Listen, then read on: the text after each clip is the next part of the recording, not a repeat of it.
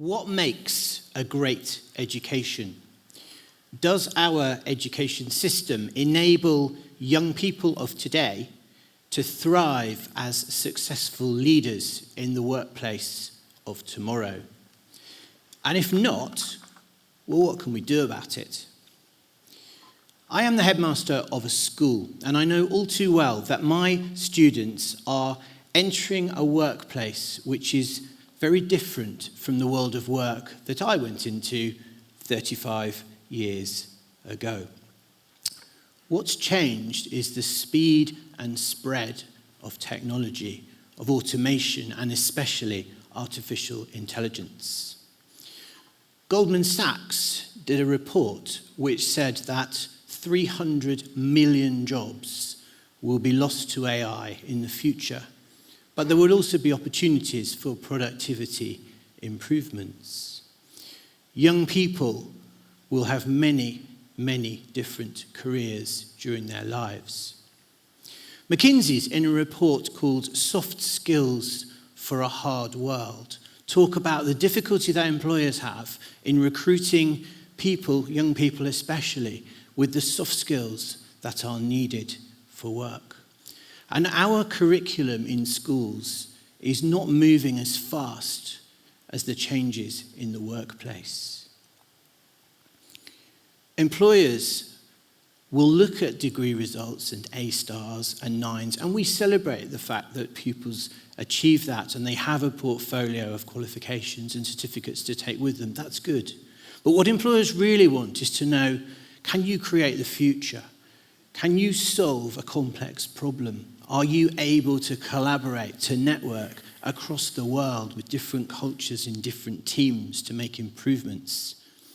When the going gets tough, have you got the tenacity to keep going? Now, as an educator, I've been addressing this challenge of the change in pace at work and also the lack of skills that young people have.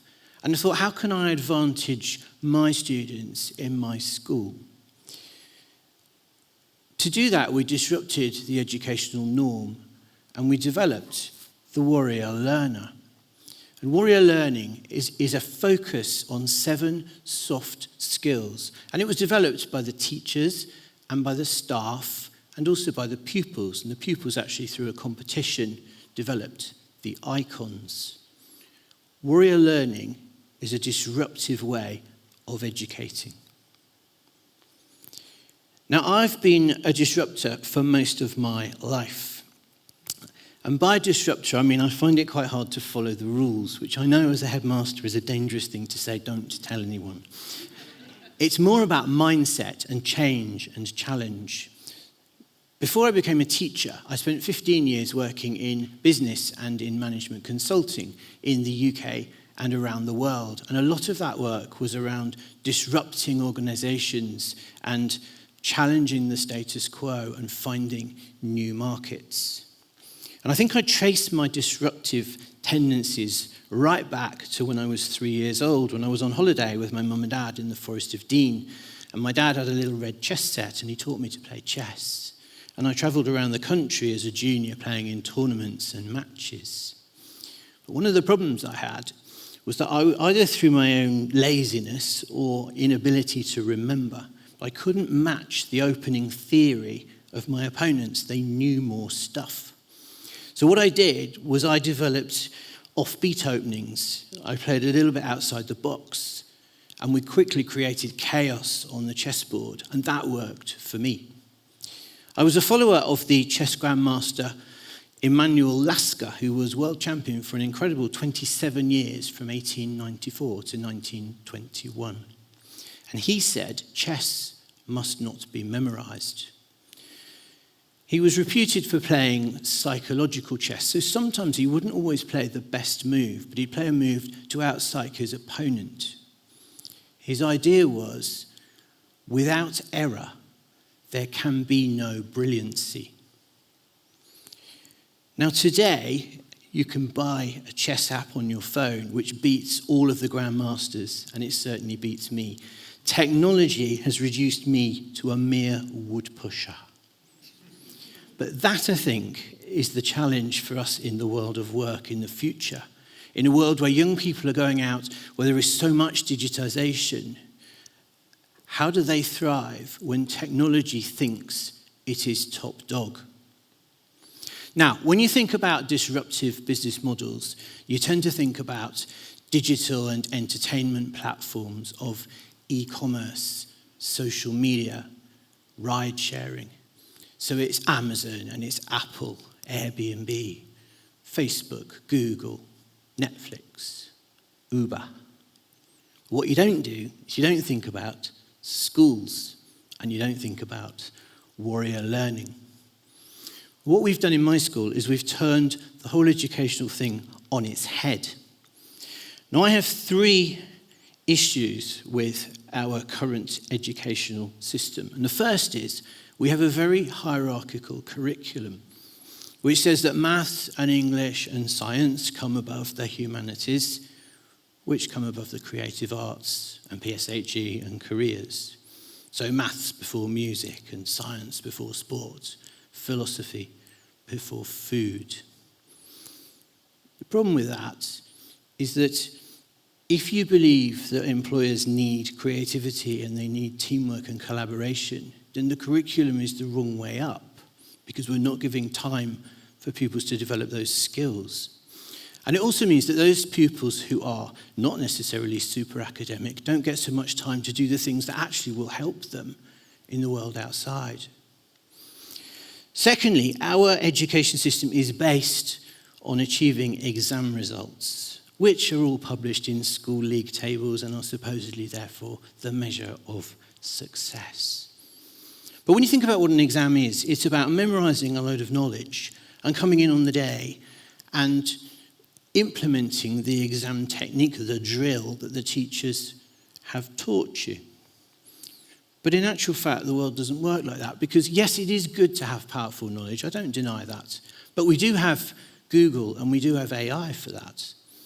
And when you think about how work is done, you very rarely, if ever, sit down for an hour and a half and crank something out and go, that's done, that's my final answer.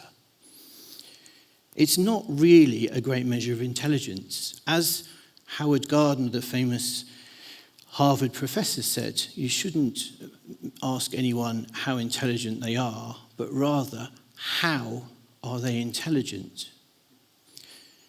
And the third thing, I think, is that by its very definition, our education system does not encourage anyone to make mistakes. But I want my pupils to make mistakes. I want them to get stuff wrong. Now, I asked a Year 11 pupil if he could give some advice to a new pupil starting our school, what would it be? And I was expecting him to say something like how you would duck and dive your way to the front of the lunch queue. But no, he said, "Sir, the system is flawed. Rocking up on the day and taking an exam is flawed. We should be encouraged to make mistakes." Wow, I thought.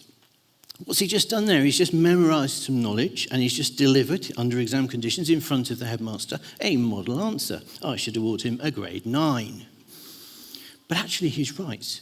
Because no mistakes, no creativity. No mistakes, no independence. No mistakes, no learning to improve.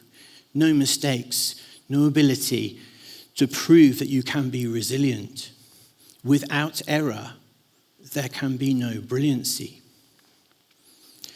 So at my school, we have been debunking the traditional method and models of education, and we've re-envisaged it with the warrior learner, where we've taken pupils outside their comfort zone and we encourage them to challenge the status quo. So warrior learning is as important as numeracy and literacy, music alongside maths, sport alongside science, food alongside philosophy. I don't spell both of those with an F, by the way. Just alliteration.